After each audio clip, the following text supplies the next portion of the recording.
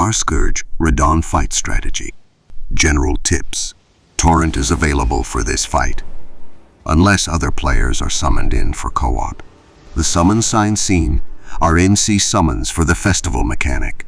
They can be summoned with one button press, and any number can be summoned at once. Upon death, their signs will reappear to summon again, though not necessarily in the same place as first summoned. With the summons, it is possible, if slow, to complete the fight without attacking Radahn directly. Radahn will start shooting magic arrows immediately upon entering the arena. These can be blocked with a shield, but will do heavy magic damage. They will kill most players in one hit. The arrows home so accurately that they are usually not possible to dodge without the use of I-frames, such as rolling or dismounting Torrent. As always, rolling toward the source of a projectile will make it easier to dodge. Debris on the battlefield will block the arrows once, as the arrow will destroy the debris instead of hitting the player. The first two groups of summon signs are behind such debris. The arrow barrage Radahn fires in the air. Radahn's rain will also home in on you. It is easier to dodge on Torrent, but is possible to outrun on foot if you run directly perpendicular to Radahn. A reliable approach is to raise your shield when you enter the arena and approach the first group of summon signs. Summon all available NPCs using the debris next to their signs for cover and advance to the next group with your shield up. Keep an eye on Radahn. At some point, he pulls back his bow without the magical energy charges, signaling you to get on your horse and begin strafing to avoid his spear arrow attacks. Once you get close enough, Radahn will pull out his swords and begin his melee attacks, at which point you can begin the fight. At this point, if you're on horseback, it should be safe to run away a bit and heal the chip damage from his arrow attacks.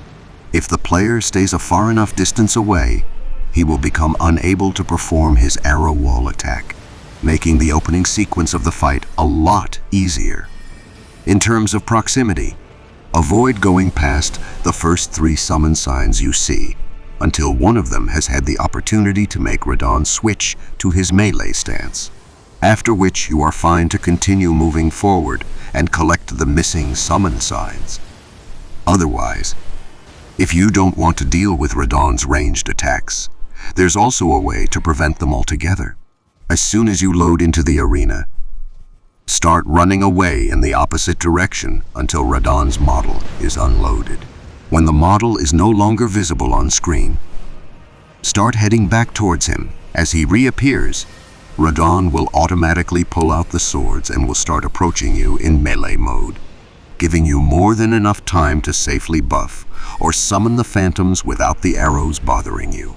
Almost all of Radahn's ranged attacks, including his magic arrow and both of his magic rock and sphere projectiles, will likely kill in one hit.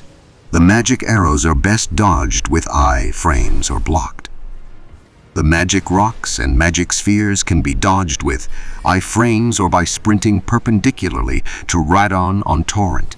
Radahn is extremely weak to Scarlet Rot. Inflicting it on him once will bring him down to half health in a short time.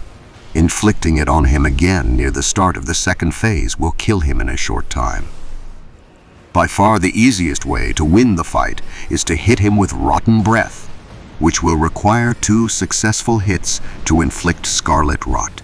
Suggested weapon: Ontper Rapier, Dex Arc, magic and ranged users. Rock Sling with the Meteorite Staff is a viable strategy. 3. 4 shots can bring Radahn to his knees. Beware of his impressive range. Radahn can close any distance between him and you in seconds. Keeping him at the very edge of your range is a crucial part of fighting him. As long as there are Nisi to distract him, the fight is not too hard. Loretta's great bow can also be very effective while on horseback, although it does take much longer to cast. Magic Glint Blade is a safer, faster alternative, but be wary that overzealous casting can trap you in your casting animation, leaving you easy prey for Radahn. It is recommended to avoid using Thop's Barrier. It will reduce the damage of certain magical attacks, but will still force the player prone after the attack, leading to Radahn almost definitely killing the player anyways. Thop's barrier will not work what? So, ever on the arrows, and his multi-gravitas will deal less damage but leave the player prone. It is currently unknown if Thop's barrier has any effect on Radahn's quad, Rock Sling attack.